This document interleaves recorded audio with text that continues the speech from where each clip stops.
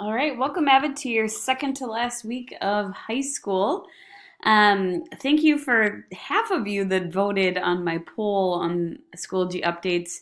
I just really wanted to see where you guys were at in terms of, all your classes and getting work done and the amount of time you have left. Even though only half of you voted, I kind of got the result I was expecting that no one was feeling totally okay with where they were at, a little bit of nerves, feeling a little bit of stress. And so your next 2 weeks for Avid is going to be really easy. I just want to make it pretty supportive in terms of just your planning. So you'll see this week that I do have a post each day for planner checks, but that's really all you're doing this week aside from your tutorial.